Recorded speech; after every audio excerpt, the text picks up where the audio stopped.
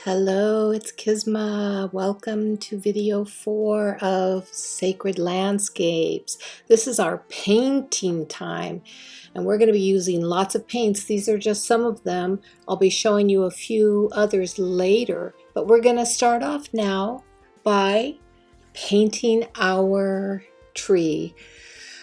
So take your raw umber and your Titan buff, and we're gonna do the trunk.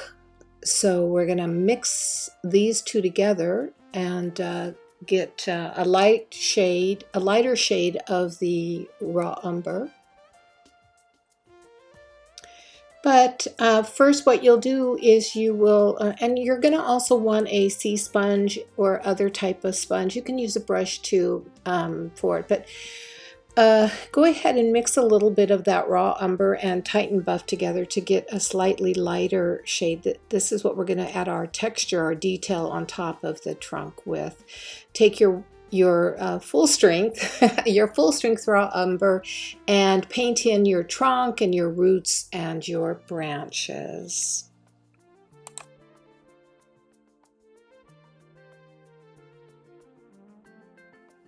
This is the time also to add any additional roots or branches you might want. I added another root, as you can see. Now what you're going to do is you're going to take your sea sponge or even a stenciling brush, and you're going to take that lighter shade and you're just going to dab it all over your tree trunk. Not the little branches, the big branch, the tree trunks, to give it some texture.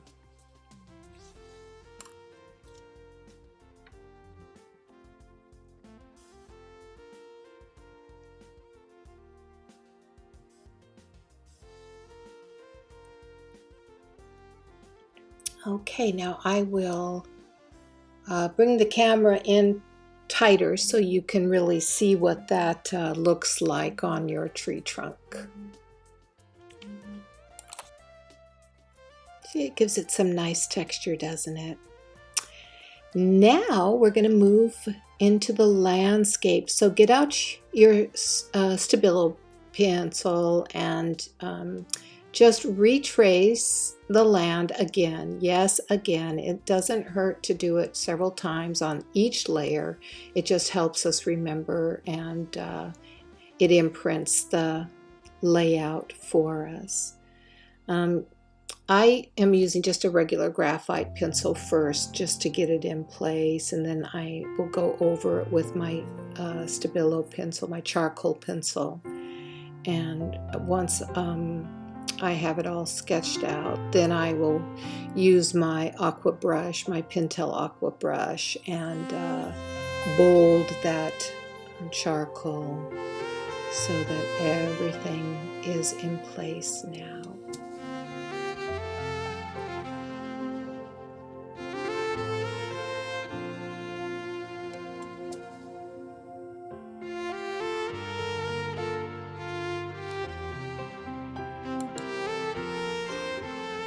Okay, go ahead and take the unused portion of the Titan buff and just go over the area where you're going to put your sacred stone circles.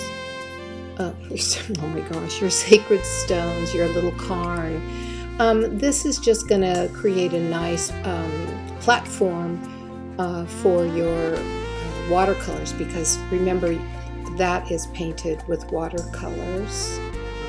And again, I'm just going to say, and I'll say it again, if you haven't done the Sacred Stones 2 video lesson, you really want to do that, because you will need to have done that to continue at a little bit later in this video.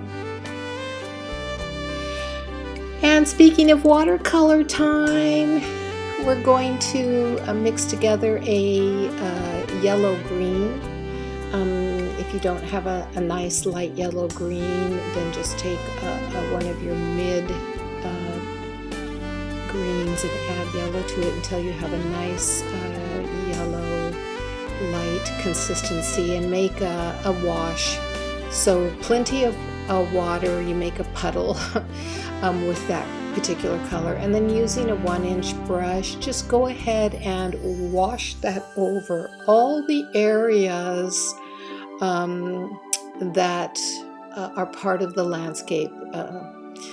And it's okay at this point if you even wash over the area where the path will be, and I'll point that out as a reminder in just a minute, but get it nice and thick, and let this layer completely dry naturally. Don't blow it dry. Let the watercolor dry naturally so you get the full impact of the watercolor. Okay, now that this step is done, and once that green watercolor has completely dried naturally, we are going to now paint the foliage of our trees, and we're going to use a turquoise green. This is Amsterdam paint. I really love the consistency of Amsterdam acrylics. And we're going to also use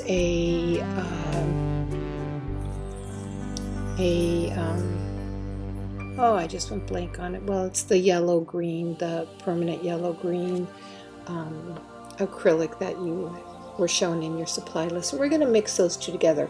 And we're going to actually use all 3 layers. We're going to start off by putting the turquoise green as the base. And see how I'm just dabbing all over?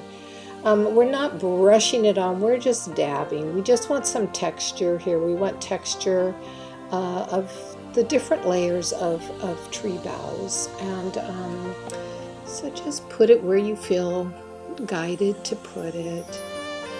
And then in a minute, you're going to pick up some of that mixed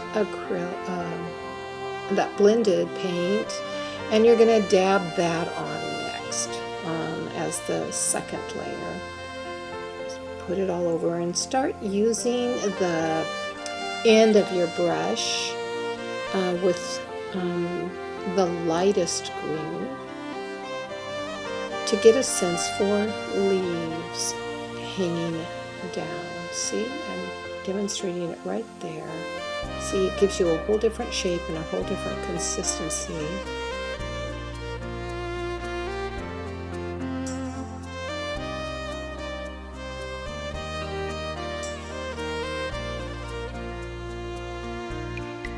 Just do that all over your tree.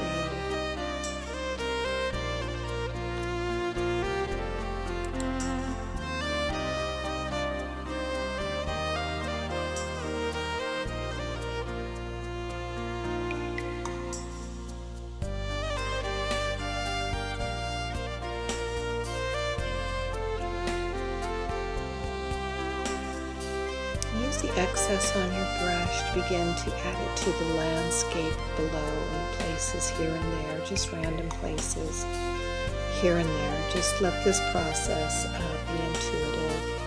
And remember, you have two pages, so be sure to hit the landscape on the right side as well.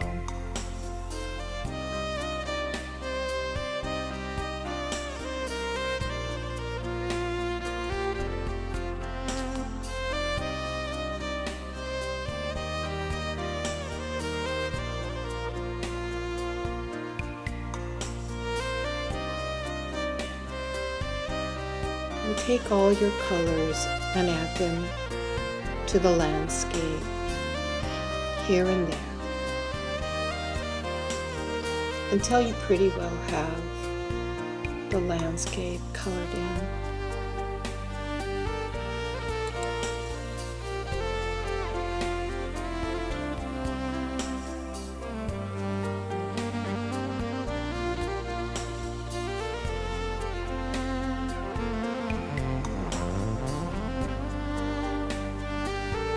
Now at this time also bring back in the hooker's green and the viridian hue green and begin to mix those together and add them to the landscape. These are your original greens that you put down underneath the texture.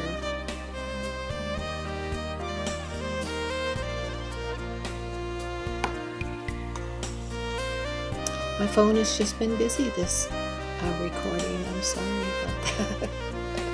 Everybody's calling me today.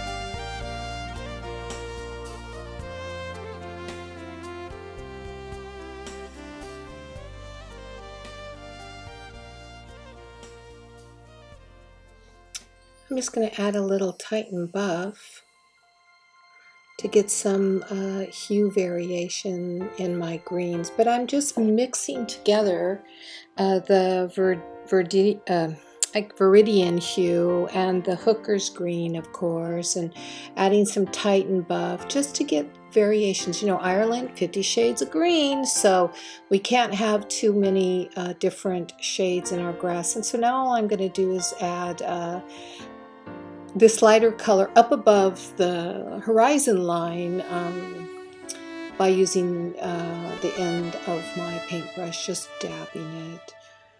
And then in a minute I will just use the strongest color, the Viridian hue by itself, and do some dabbing there. Mostly, you know, when you're painting like this, it's an intuitive process. I can't tell you how to do your landscape. I'm showing you how I did mine. And you might be more of a painter than me, more of an artist than I could ever imagine being, and you might have a greater sense of texturing with your paint and your hue blending. And if you are a beginner, then just enjoy the process. Art journals are about exploration and having fun, experiencing and experimenting, and in the process creating. So don't think you will do anything wrong, because everything you do is going to be right. All right, so we are now ready to paint our path. Okay, so here are the two colors you want to use, yellow ochre and burnt sienna. And we're going to define our path using a Stabilo pen, a pencil, and getting it wet, of course, with the aqua pen. And then we will mix those two colors together to get the blended color for our path. You know, acrylics dry so quickly that by the time you've done putting on your last little texturing of the grass, I know you're amazed, right? If you're new to this, how quickly your pages have dried, and that you can immediately go on to the next portion. But yep, it's true, acrylics, we love them, yay, they're fast drying, unlike watercolors. And again, watercolors, you really do want to allow them to dry naturally, because they are just so beautiful, and they're water, and water is supposed to dissipate. So here we go, taking your, I must have shown this twice.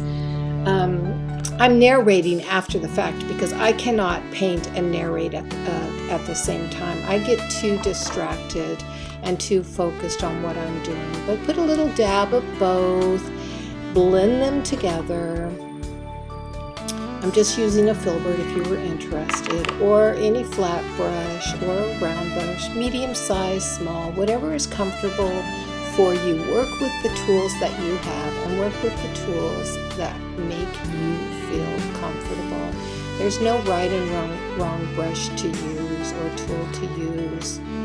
So we're just going to dab in our path now, beginning at the top and bringing it down. And you've got three colors. You've got your mixed color, and then you've got the two colors individually. So you're going to use all three on the path. So don't worry about blending it all in.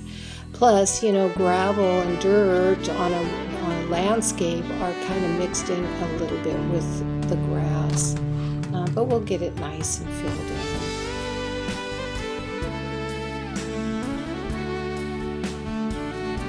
If you've never been to Ireland and you have a desire, or you do a lot of traveling, I'm telling you, book yourself a trip to Ireland.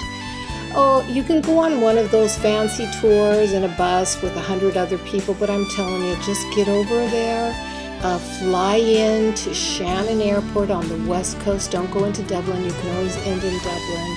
Fly into Shannon, rent yourself a little car, and just enjoy. There's plenty of B&Bs everywhere, depending on the time of year. If you don't go in the smack dab middle of summer or in the month of August, if you go in at other times, late spring, early autumn, you are hitting a beautiful world, a very mystical, magical world that comes alive. And you grab yourself a map and you follow those roads and get yourself out to the fairy haunts, because they're there on the maps. Board Fáilte, which is the Irish Tourist Board, takes care of them, and they put them on the map. And with a little bit of stopping now and then to ask a local walking alongside the road where a certain megalithic site might be located, which you will always be directed to because they all know where they're at, you will have yourself an incredible adventure. It really, Ireland has a sense of humanity, magic, mysticism, spirituality, religion, great food, wonderful Guinness. It's the elixir of life.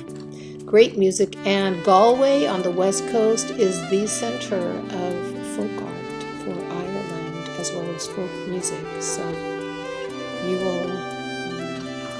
you will write me and say thank you for encouraging me to visit Ireland, because it is and was a fabulous place.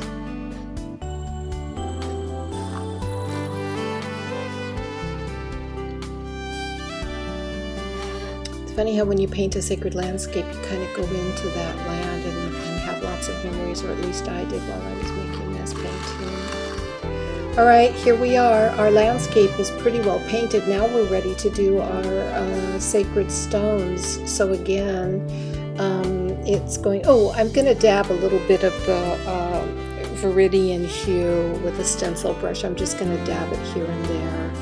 And I guess I'm going to use some of the hooker's green. Or it's a mixture of both, or you can use one, or you can use the other, or you can use them blended together. But I'm just dabbing the edge of the pathway now to get a little bit of flavoring and texture. But we're coming to the end of this video, and the time when you would add your sacred stones. Again, I'm going to encourage you to watch the two-part video lesson, Sacred Stones, on my YouTube channel, and to create your own stones now. You can certainly paint them originally right onto the landscape where we've designated a space. You can also paint, these are watercolors, you can also paint them on the 6x6 140-pound watercolor paper, let them dry, and then cut them out, and using gel, glue them down. Just be careful, they're watercolors, so they will smear.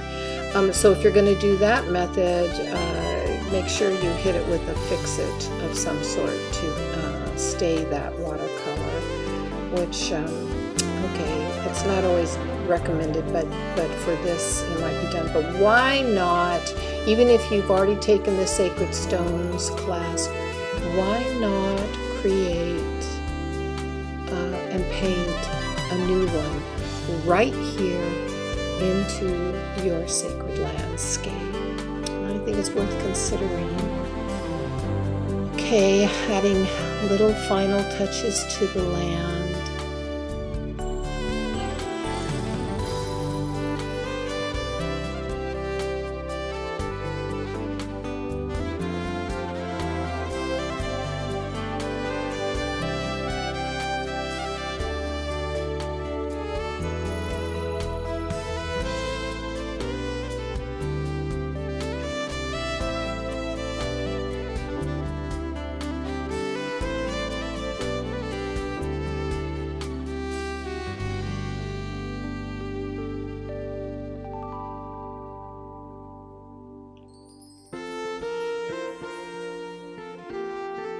Now the other thing to consider is whether or not you want to do another step on your sacred landscape that I'm going to do at the end in video, in the last video, video 5.